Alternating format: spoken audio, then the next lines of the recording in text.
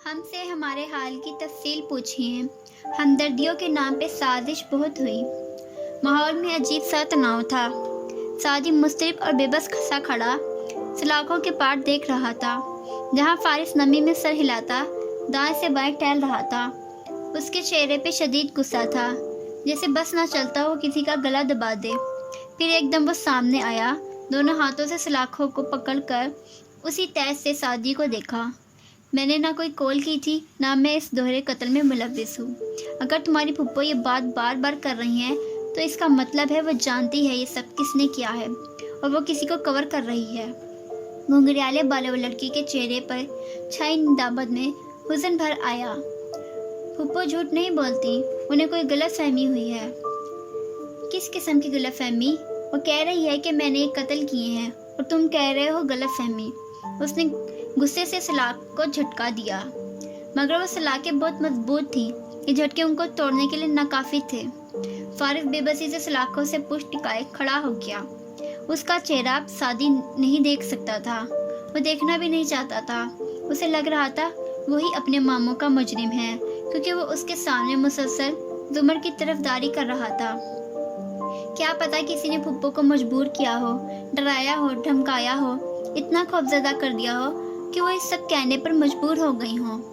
فارس نے اس کی طرف پشت کیے استضاء سر جھٹکا۔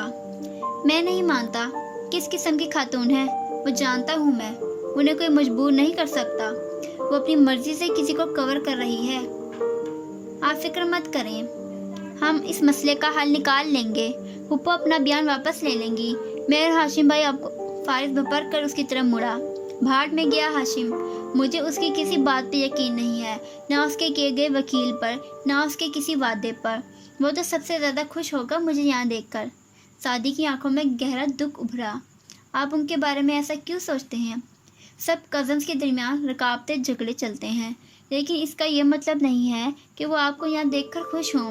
وہی آپ کے لیے سب سے زیادہ کوشش کر رہے ہیں۔ میں ہاشم کو تم سے زیادہ جانتا ہوں، وہ جان بوجھ کر یہاں آتا ہے تاکہ مجھے دیکھ کر فاتحانہ مسکرا سکے۔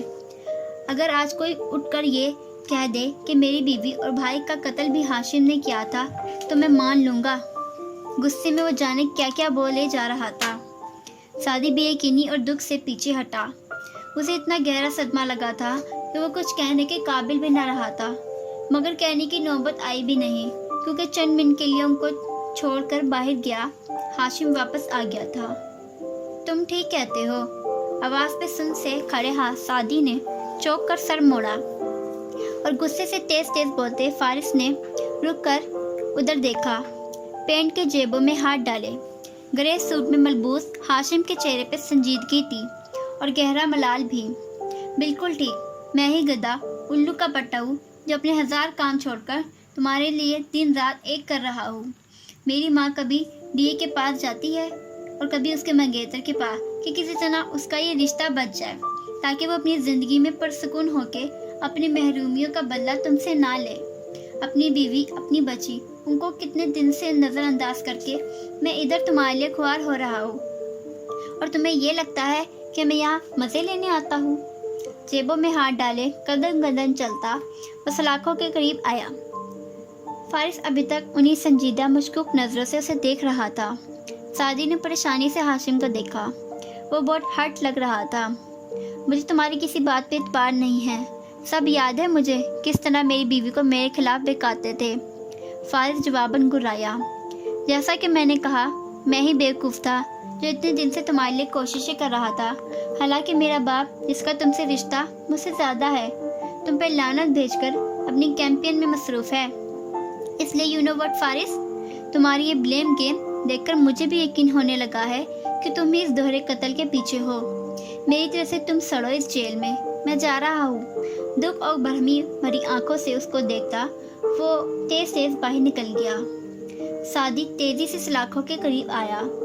آپ کیوں اپنے غصے پہ بے قابو ہو جاتے ہیں؟ وہ ہاشم بھائی ہیں، آپ کو پتہ ہے وہ کتنے دن سے یہاں پہ خوار ہو رہے ہیں میرے ساتھ۔ آپ کے وکیل کی فیس، تمام اخراجات، پولیس آفیسر سے سفارشیں، ہر چیز وہی کر رہے ہیں، اور آپ پھر بھی انہی کو الزام دے رہے ہیں۔ مائی گاڈ، وہ بے حد بے یقین تھا۔ اور جیسے ہاشم سے زیادہ ہرٹ ہوا تھا۔ فارس نے غصے سے سر جھٹکا۔ میں کسی پہ الزام نہیں دے رہا، میں بس یہ کہہ رہا ہوں کہ مجھے کسی پہ اعتبار نہیں ہے۔ آپ نے کہا کہ وہ اس قتل میں ملوث ہیں، آپ نے ان پہ اتنا بڑا الزام لگا دیا۔ میرا یہ مطلب نہیں تھا۔ ظاہر ہے وہ اس میں ملوث نہیں ہے، اس کا میرے بھائی یا بیوی سے کیا لینا دینا، لیکن اس کا یہ مطلب ہرگز نہیں ہے کہ وہ میرے ساتھ مخلص ہے۔ وہ ہاشم کاردار ہے، اگر وہ چاہتا تو میں 2 منٹ میں باہر ہوتا۔ میں باہر اس لیے نہیں ہوں کیونکہ اس نے چاہا ہی نہیں۔ سعدی نے افسوس سے اسے دیکھتے ہوئے سر نفی میں ہلایا۔ مجھے سمجھ نہیں آ رہی کہ میرے ارد گرد کے اتنے صحیح لوگ اتنی غلط باتوں پہ کیوں اڑ چکے ہیں۔ اور گلا میز نظروں سے اسے دیکھتا باہر ہاشم کے پیچھے باہر کو لپکا۔ وہ پولیس اسٹیشن کے باہر اپنی کار کے ساتھ کھڑا تھا، جیبوں میں ہاتھ ڈالے دور افق کو دیکھتے ہوئے۔ اس کی آنکھوں میں کوئی سوچ تھی۔ لب بھیجتے ہوئے سعدی کو بے پناہ شرمندگی نے آ گھیرا۔ وہ جلدی سے اس کے قریب آیا۔ میں آپ سے معذرت کرتا ہوں ماموں کی طرف سے، وہ غصے میں کہہ گیا جو بھی کہا، لیکن آف کورس ان کا یہ مطلب نہیں تھا۔ ہاشم نے اپنی نظروں سے سعدی کا چہرہ دیکھا۔ میں سوچ بھی نہیں سکتا تھا کہ کوئی آدمی اپنے بھائی کو قتل کیسے کر سکتا ہے، اسی لیے میں نے سوچا کہ فارس نے یہ نہیں کیا ہوگا۔ بالکل ایسے ہی میں یہ بھی نہیں سوچ سکتا کہ کوئی آدمی اپنے بھائی اور جیسے کزن پہ یہ الزام کیسے لگا سکتا ہے۔ مگر رکو، کیا تمہیں بھی لگتا ہے کہ میں فارس کے ساتھ مخلص نہیں ہوں یا اس سب میں میرا ہاتھ ہو سکتا ہے؟ سعدی نے جلدی سے نفی میں سر ہلایا۔ آف کورس نہیں، انہوں نے خود ابھی کہا کہ ان کا یہ مطلب نہیں تھا۔ وہ غصے میں کہہ گئے، پلیز آپ دل پہ مت لیں۔ پھر فکر مندی سے مجھ سے بات سا بولا، ہمیں آج لوئر کے پاس بھی جانا تھا۔ ہاشم بھائی آپ وہاں جا رہے ہیں نا؟ اس کے دل کو دھڑکا لگ گیا تھا۔ ہاشم کے چہرے کی مسکراہٹ ابھری۔ اگر تمہیں لگتا ہے کہ فارس کی باتوں کی وجہ سے میں اس کے لیے بہترین وکیل نہیں کروں گا یا وکیل کو فیس دینا یا اس کی سفارشیں کرنا بند کر دوں گا تو تم ہاشم کاردار کو نہیں جانتے۔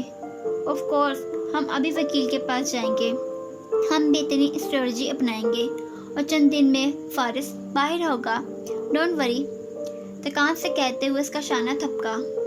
آپ خود بھی تو یہ کیس لڑ سکتے ہیں۔ فارس اور میرا ایک رشتہ بھی ہے جو اتنا اچھا نہیں ہے۔ میں پیسے بچانے کو اس کے لیے شہر کا بہترین وکیل نہ کروں تو یہ میرے لیے ایک غلط ہے۔ میرے ساتھ وہ کبھی بھی آرام دہ ہو کر بات نہیں کرے گا، اپنے وکیل سے کر لے گا۔ میں لوگوں کے لیے بغیر کسی صلح کی امید کے لیے فیورز کرتا رہتا ہوں۔ دکھ صرف اس بات کا ہے کہ جس کزن کے لیے اپنی بیوی کو بھی ٹائم نہیں دے پا رہا تھا، جس کی وجہ سے وہ مجھ سے لڑ پڑی تھی، اس کزن نے مجھے یوں کٹہرے میں لا کھڑا کیا۔ سر جھٹکتے ہوئے چابی نکالتا وہ کار کا ڈرائیونگ ڈور کھول رہا تھا۔ سعدی نے ایک دم چونک کر اسے دیکھا۔ نگاہ کے سامنے اسپتال کا منظر گھوما، بازو سے آستین اوپر کر کے اپنے زخم دکھاتے شہرین، اس کی آنکھوں کا کرب اور اس کے راز کھل جانے کے بعد کی بہادری۔ وہ جھوٹ نہیں بول رہی تھی، ان کی واقعی لڑائی ہوئی تھی، مگر فارس کی وجہ سے نہیں تو پھر؟ وہ ایک دم ہاشم کو دیکھنے لگا۔ وہ بالکل مختلف بات کر رہا تھا۔ چلو، ہاشم نے اسے بیٹھنے کا اشارہ کیا۔ خیال کی دھند ہٹی تو ہاشم کے چہرے کا ملال نظر آیا۔ وہ ابھی تک فارس کی باتوں پہ افسردہ تھا۔ سعدی ذہن سے تمام سوچوں کو جھٹک کر گھوم کر فرنٹ سیٹ کی طرف آیا۔ وہ بھی پتہ نہیں کیا سوچنے لگا تھا۔